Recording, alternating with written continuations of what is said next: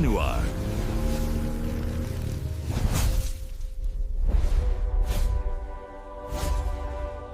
자, 여러분, 이제 6번째 기본량이자 특히 화학에서 매우 중요한 기본 개념인 몰에 대해 본격적으로 설명할 차례입니다. 여러분은 물질의 양을 나타낼 때 어떤 방법을 가장 많이 사용하시나요? 그렇습니다. 바로 질량입니다. 그리고 이것은 우리가 앞에서 이미 공부한 내용입니다. 물질의 양을 나타내는 방법에는 질량뿐만 아니라 부피도 있습니다.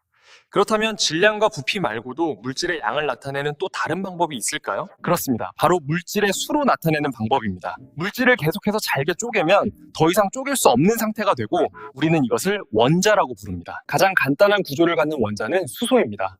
수소 원자는 양성자 하나와 전자 하나로 이루어져 있으며 우주 초기에 가장 먼저 만들어진 원소입니다. 그런데 원자 질량의 대부분은 양성자가 차지합니다.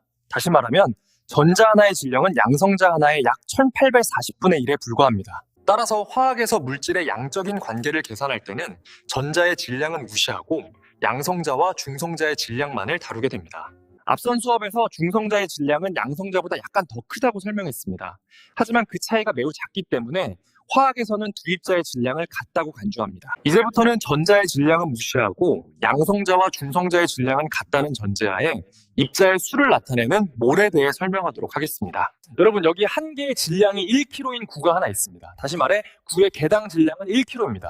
그렇다면 이 개당 질량을 과학적으로는 어떻게 표현할 수 있을까요? 그렇습니다. 화면 왼쪽에 나타낸 것처럼 구의 개당 질량은 1kg/개로 나타날 수 있습니다. 즉, 구의 수를 나타내는 개가 수식의 분모에 있습니다. 수학에서 10분의 1은 10의 마이너스 1승으로 표현할 수 있듯이 구의 개당 질량은 1kg 곱하기 개의 마이너스 1승으로 표현할 수 있습니다. 그렇다면 10의 마이너스 1승분의 1은 또 어떻게 표현할 수 있을까요? 네, 맞습니다. 역수의 역수이므로 그냥 10이 됩니다. 마찬가지로 개의 마이너스 1승분의 1은 그냥 개, 즉 구의 수를 의미하게 됩니다.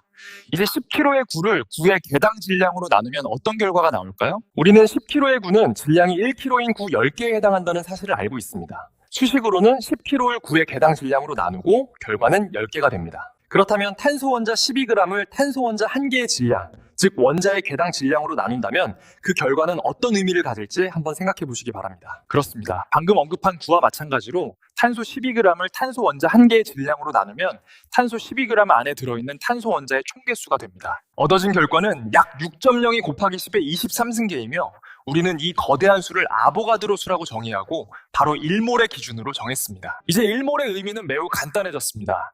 1몰은 입자의 수가 약 6.02 곱하기 10의 23승 개인 양을 뜻하며 단위는 몰입니다. 다시 한번 느끼셨나요? 6번째 기본량인 물질량도 변하지 않는 자연상수인 아보가드로 수로 정의됐습니다. 이제 다음 기본량은 광도입니다. Running through the light shells, K to M. Physics is